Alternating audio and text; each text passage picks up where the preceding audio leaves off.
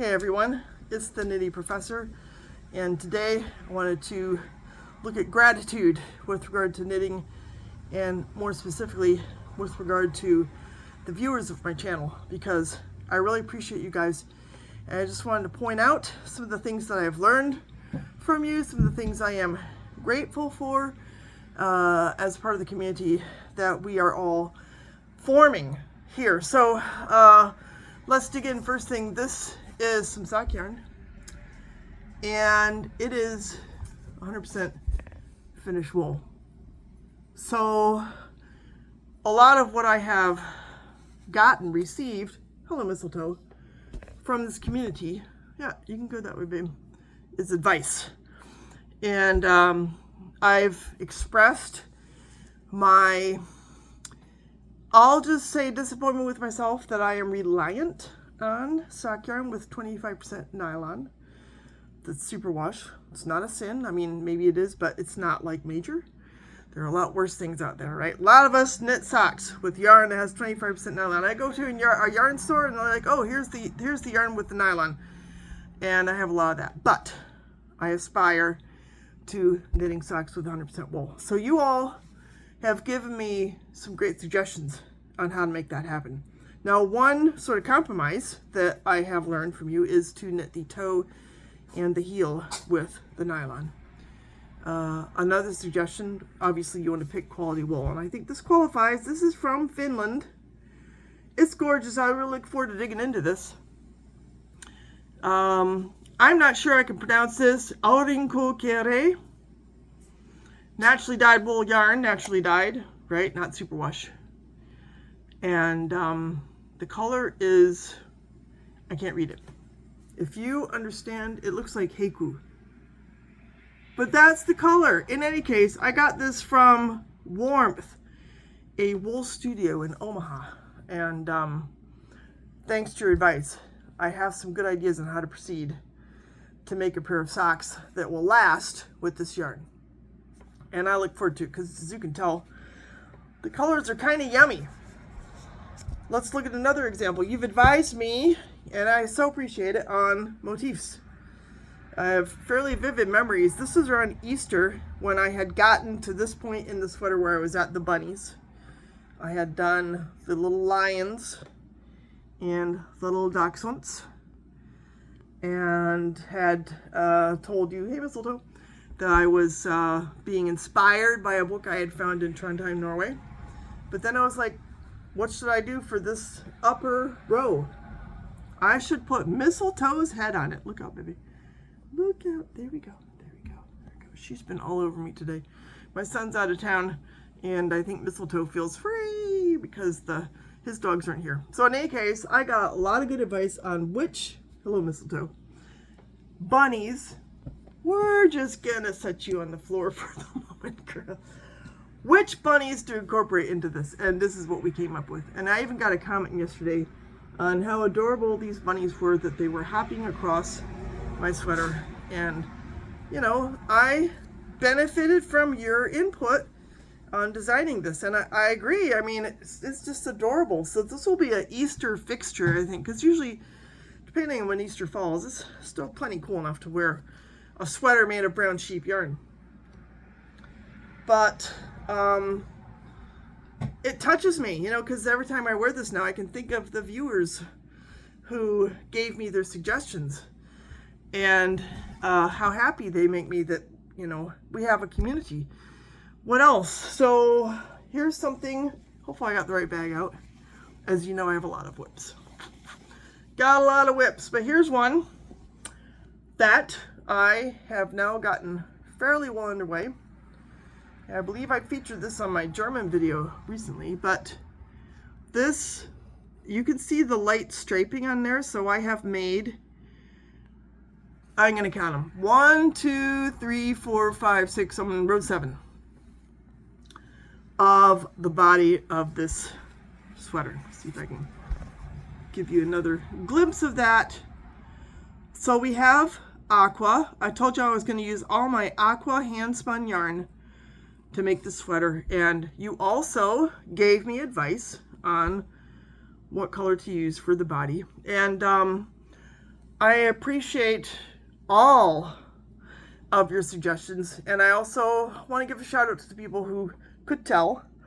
I was leaning towards the red for a number of reasons. One of the main ones, because apart from the color, I just like how this yarn turned out. It was from a really good high quality roving, and I was more advanced in my spinning skills by the time I got to it. So I wanted to go for color, but also quantity. But honestly, I think it's turning out pretty good. However, one of you suggested, why not do helix knitting? And I was like, what is that? So I spent like 3 days, just not the entire day, right? But when in the evening, I was working on my knitting, and I went to some videos, and I looked at helical knitting and helix knitting, and there are like several ways to go about doing it. And I don't know exactly what way the commenter had in mind, but I'm so pleased because, so you can see, I've got multiple balls of yarn. And if you can't find the video you like to explain how it works, let me know and I'll try to make one. It's really not that complicated, but I have these 2 balls. Hey, cat. No, you can't go in the bathroom right now, Smug. Hey, they love to scratch my woodwork. And I made that woodwork by hand. It's kind of frustrating. Got this ball. Got this ball. So they're all kind of sort of aqua, but not totally. This ball. And somewhere lurking in here is the last one. No, that's the red. I'm missing a ball. So anyhow, oh, I found it. So I've got these 6 balls, and are they getting a little tangled in here? Yes, they are. But can I deal with it? Yes, I can. So anyhow, I've got 6 balls, and I'll just explain it. I'm gonna get all tied in knots, literally. But each of these aqua yarns is kind of a different weight. Because guess what? They're all hand spun, and I'm losing my stitches. They were hand spun over a period of a couple years when my skills were developing.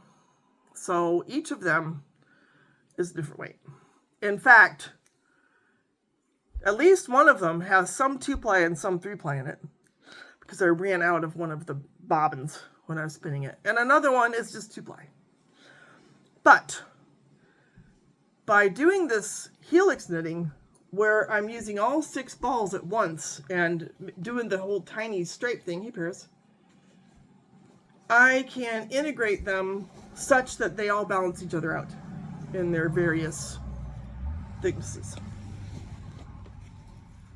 So I think it's just a beautiful solution, and I so appreciate the viewer who is like, oh, you should do helica knitting, because I'd never heard of it. And some of you probably haven't either. And once I looked it up in YouTube University, I found out it's not that complicated. And again, there's more than one way to do it. So here's another area, another project where I've gotten some advice. And in the meantime, I can show you all my progress. Some of you saw my short yesterday. So this is my sock yarn sweater.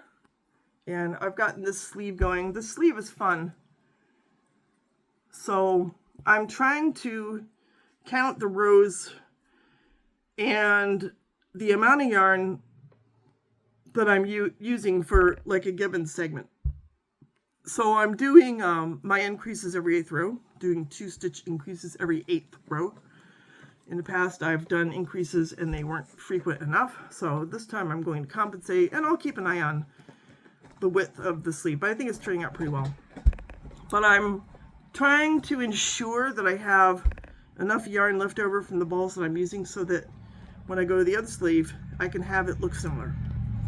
And I think it's going to look pretty nice. And then another fun step that I have going on, and I can show you the body, is that at the top, so at the top I go from like a yellow into some greens and a little bluish, mintish kind of pinkish thing, a little more blue, and then at the top here we're getting towards purple. So somehow I have to use all my remaining leftover yarn, because that's the whole goal, is using leftover yarn, in such a way as to arrive at purple also at the top of the sleeves, on both sleeves, because I want them to be symmetrical, right? It's not going to be like perfect, but kind of like a tie-dye shirt, you know. I'm a musician, I like harmony. So I love the wild colors on this, but as you can tell, I've really used my resources in a way to ensure that there is kind of a flow. But here's the help that I've gotten. And again, I'm grateful that this looks like water and I should do a sea creature. And, you know, I was thinking about, oh, I could just do the usual cats, birds. But, you know, a sea creature, it makes so much sense. And I'm looking hard and fast at the octopuses that I found in this book that I bought in Stockholm.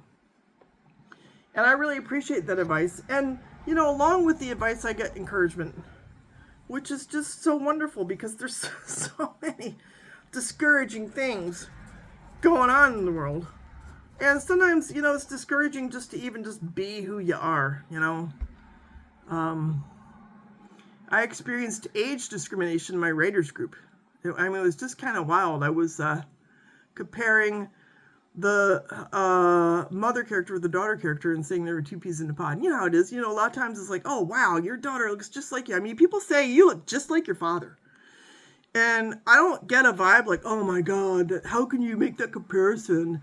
And I was just, I got this kind of response in my writers group about, oh my God, they're comparing this cute girl with her old professor mom. And I was like, what? They can't look alike? And I was like, whoa. And it felt like age discrimination. Come on, people. But anyhow, there are a lot of reasons to be discriminated against. And there's so many things that people choose. So, yes, there are times when we don't feel valued, uplifted, and that's what I love about you, because the majority of all my comments on there, they're just so affirming, and I see you all affirming each other, and it just makes me happy. Here's another thing I'm very grateful for. People have been buying my book and reading it. It means a lot to me. I really do. I have 2 5-star ratings that y'all have given me and comments, and it means the world to me, because I didn't rate these to make a slew of money. You know, there are people out there on Amazon, they're like, how can I just goad people into getting my book? I wrote this from the heart. You know, these stories mean enormous amount to me, because they are informed by my deepest emotions, fears, loves, and y'all are reading it and you're finding it uplifting, and it just means the world to me. So thank you from the bottom of my heart.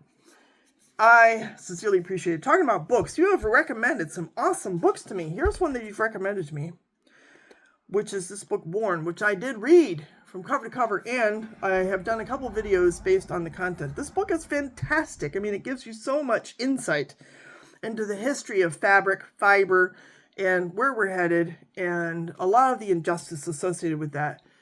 And I'm so grateful. I'd heard of it before, but I hadn't realized until people were like on my channel just saying, man, you've got to read this. I'm like, you know what? You're right. I've gotten other advice on books. Here's one that I started reading, and I look forward to digging into this a little bit more. This one is really good. It's kind of dated from the standpoint that a lot of it has to do with the first Trump presidency and the reaction to that and the pussy hats and stuff like that. But there's a lot of good history and information. It's very well organized. And there's something about the Underground Railroad, which I have to read, because now, as some of you know, the Underground Railroad is a theme in my first novel. You've told me I should read this book, Women's Work. Hey, Mistletoe. What you doing, kid? Huh? You're just determined to go have fun with Paris, okay? There you go. She's a beautiful cat. I look forward to digging into this one. I think I read the introduction. You have encouraged me to get this one. I've actually gotten, I've gotten to chapter 3, so I've been reading this one also. Fascinating. I really appreciate it. As you know, you can tell, I love to be educated, I love to read, I love to learn. Here's another book that I'm well into that you recommended. Thank you, The Service Berry. At some point, I wouldn't mind doing a video on this. I think it's, it's like a slim kind of a one snapshot take on alternatives to capitalism, which is very useful. Abundance, Reciprocity, Natural World, but it's a very useful one. And it's based in part on Native culture, which I appreciate. We have a lot of Native Americans where I live. And by the same author, you have recommended this book, which I've not started yet, Braiding Sweetgrass. So it's inspiring, it's stimulating. And when these books, because in my own books, or my own novels, I really want to incorporate ideas that are sort of loosely surrounding the idea of slow fashion. And I don't want to say anti-capitalism because that would be too simplistic. But let's say that over the course of my career, I have always espoused alternatives to capitalism. Capitalism is fine on a small scale. But when it's the only economic system you have, then all the built-in injustices just compound themselves. And so in my novel, I can refer to all this stuff. And I have another show and tell. I've gotten advice to you on how to handle my spinning wheel acquisitions and references to Jolene Eve and some videos that I should consult in the process of making sure that the spinning wheels that I got continue to be in good working order. So I just wanted to come on and say, man, I appreciate you and keep it up. I really love the support that you give me. I love the support you give each other. I love the fact that you're willing to teach me. And I am eager to grow as a knitter, as a writer, as a thinker, as a human. And I feel like a lot of the people who come and visit this channel are of the same school of thought. And it just means the world. So thank you. I hope you all have a wonderful rest of your week. And we'll talk soon. Bye.